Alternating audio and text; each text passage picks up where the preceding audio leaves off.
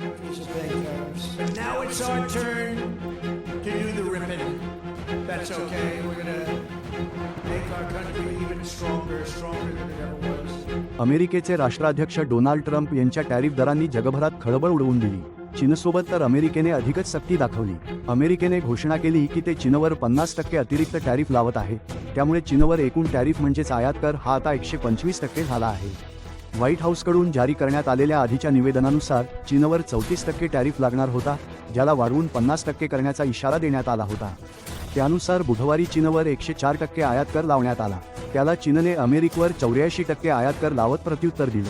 तसंच चीनने आपला कडक पवित्रा दाखवत ट्रम्प यांच्यावर धमक्या देण्याचा आरोप लावला आहे. अमेरिकेने लावलेला टॅरिफ परत घेण्यास नकार दिला आहे. हे पाऊल अमेरिकेच्या व्यापार धोरणातील मोठा बदल मानला जाते, ज्याचा प्रभाव जगातील अनेक देशांवर पडेल. चीन व्यतिरिक्त जगातील इतर देशांवर लावण्यात आलेला टॅरिफ देखील लवकरच लागू होणार आहे. भारताच्या वाणिज्य आणि उद्योग मंत्रालयाकडून जारी करण्यात आलेल्या निवेदनात म्हटले आहे की नवीन घडामोडींमुळे होणाऱ्या परिणामांचे मूल्यांकन केले जात आहे. यातून प्रभावित होणाऱ्या सर्व पक्षांशी विचार विनिमय केला जातोय. याचा परिणाम भारतात मोठ्या प्रमाणात होत नाहीये. तरीसुद्धा अमेरिकेने भारतावर लावलेल्या 26% टॅरिफमुळे अनेक वस्तूंच्या किमती वाढतील. किंमत वाढल्यामुळे भारतीय उत्पादनांची स्पर्धात्मकता कमी होऊ शकते. त्यामुळे जाणकारांचे मत आहे की भारताला मुख्यत्वे महागाई, चिकित्सा, शिक्षण आणि रोजगार क्षेत्राकडे विशेष लक्ष द्यावे लागेल. भारताने अमेरिकेसोबत 7 वर्षांचे अंतर विपक्षी व्यापार करार करण्याची योजना बनवली आहे, असं सांगितले जाते.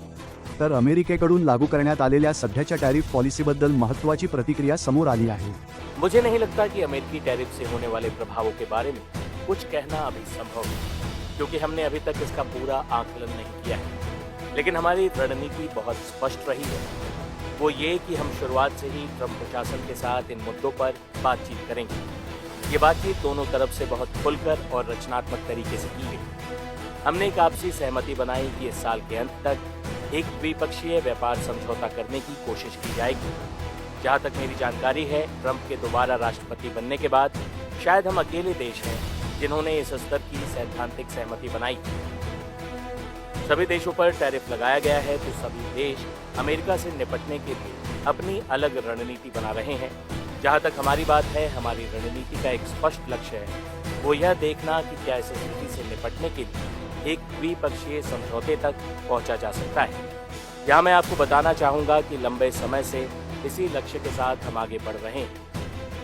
भले ही मौजूदा हालातों ने गंभीर बातचीत का माहौल बना दिया हो, लेकिन अगर आप ट्रम्प प्रशासन के पहले कार्यकाल को देखेंगे तो उस दौरान भी हम एक ट्रेड डील को लेकर बातचीत कर रहे थे, लेकिन वो डील नहीं हो सकी थी. बाइडेन प्रशासन ने भी द्विपक्षीय समझौते से परहेज किया और फिर IEEF की दिशा में काम हुआ. इसलिए भारत के लिए अमेरिका के साथ द्विपक्षीय स्तर पर काम करना कोई नई या अनचाही चीज नहीं, बल्कि लंबे समय से हम इसी उद्देश्य पर काम कर रहे हैं. ते म्हणजे आम्ही सुरुवातीपासूनच ट्रम्प प्रशासनासोबत या मुद्द्यांवर बातचीत करणार आहोत.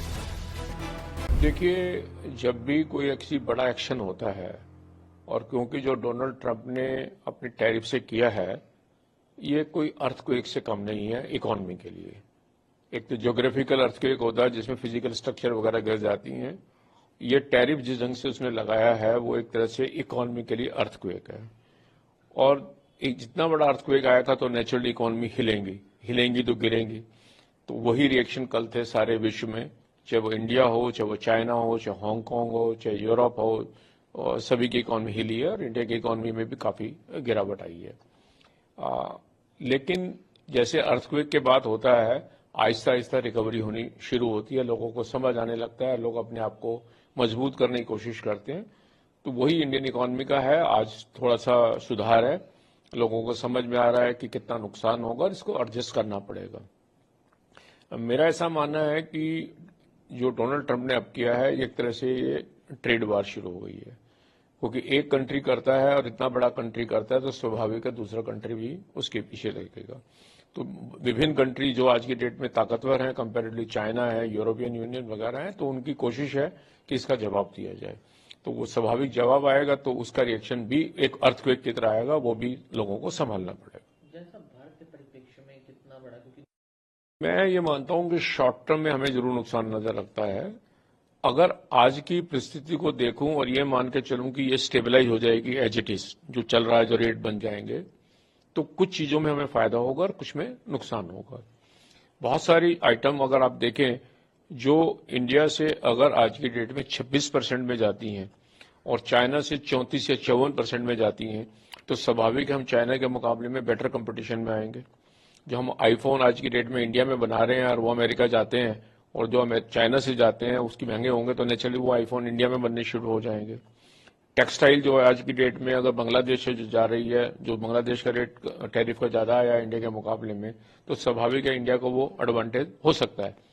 फिर भी लेकिन क्योंकि 26% अपने आप में बहुत बड़ी टैरिफ है, तो जो प्रोडक्ट हम आज की डेट में बेच रहे हैं तो वहां का जो कंज्यूमर है अमेरिका का, वो उसे खर्च नहीं, पैसे नहीं होंगे। जब टैरिफ बढ़ाई है अमेरिका में डोनाल्ड ट्रंप ने, इसका रिजल्ट क्या होगा? टैरिफ तो इंपोर्ट ड्यूटी है। आज की डेट में अगर $1 बिलियन का इंपोर्ट चाइना अमेरिका में होता है और एवरेज ड्यूटी 3% की थी, तो $0.3 बिलियन चाइना अमेरिका को मिलता था उसके ऊपर ड्यूटी का, और कंज्यूमर को 1.3 बिलियन देना पड़ता था, 1.03 देना पड़ता था। अब अगर आज की डेट में एवरेज जैसे इंडिया की मान के चलो 26% हो गई है और फिर उसका 126% देना पड़ेगा, तो स्वाभाविक है जो आदमी के पास पैसे हैं वो कम हो जाएंगे। तो आप जो चीज 10 खरीदते थे 4 खरीदेंगे, तो उसके जो पैसे हैं वो अमेरिका के ट्रेजरी में पहुंच जाएंगे। विद द रिजल्ट इकोनॉमी गिर जाएगी, डिमांड गिरेगी और इकोनॉमी गिरेगी, और डिमांड गिरना एक इकोनॉमी के लिए अच्छी बात नहीं होती। जब ट्रेड वार होती है तो नुकसान सबको आता है। अर्थक्वेक का अमेरिका विश्व की सबसे बड़ी इकोनॉमी है, लगभग $27 ट्रिलियन, और चाइना उसकी दूसरी है $20 ट्रिलियन के करीब। 40% से ज्यादा दो इकोनॉमी है। इन दोनों की लड़ाई, हालांकि लड़ाई तो अमेरिका के अब सारे विश्व से हो गई है, इन दोनों की लड़ाई में अब ये कहें कि बाकी लोग अफेक्ट नहीं होंगे, ये नामुमकिन है।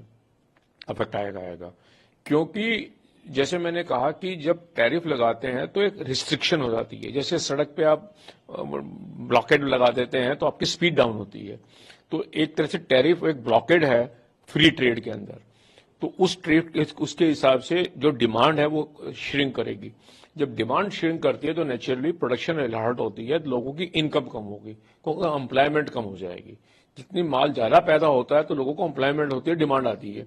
लेकिन अगर वो डिमांड ही कम हो जाएगी तो नेचुरली अनएम्प्लॉयमेंट आएगी।